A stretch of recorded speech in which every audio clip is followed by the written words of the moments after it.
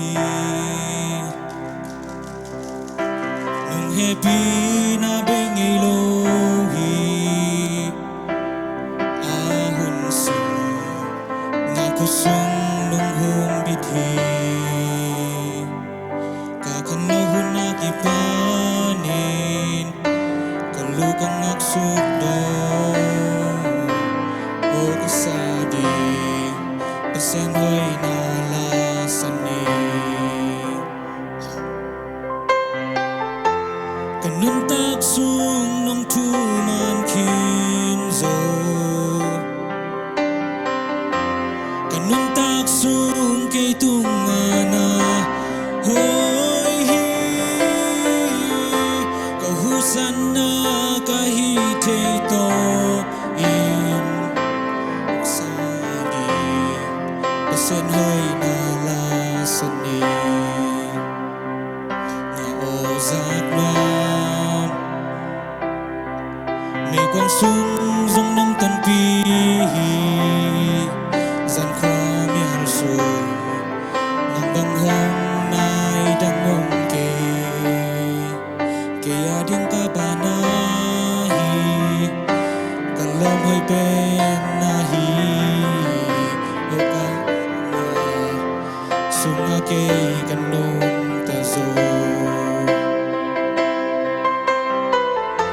kanun tak sung nong tu man kim zo kanun tak sung kay tungana hoy hi kahusan na kahitay to in makasadi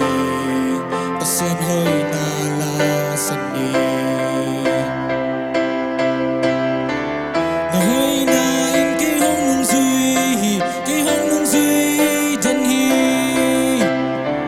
na hoy na in kay hong nung duy kay hong nung duy dan hi kanun na pain kong kipum piak hi afek pin kong pia hi na hoy na in kay hong nung duy kay hong nung duy dan hi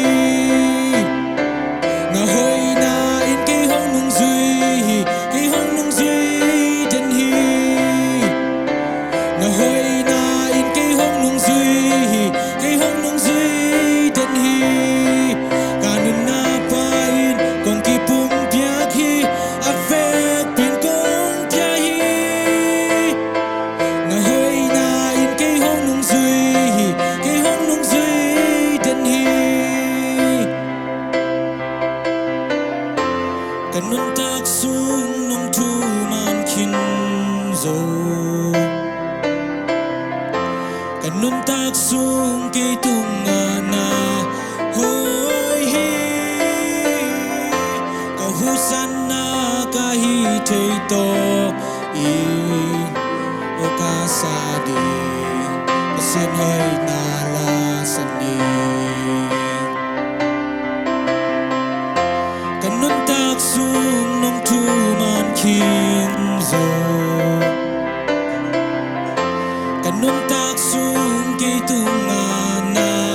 hoy hi kahusan na kahitay to in o kasadi pasen hoy na lasani ok sadi pasen hoy na lasani azang ngay mình ngồi kiếm khách chơi tung apa sih tukang bikin cerita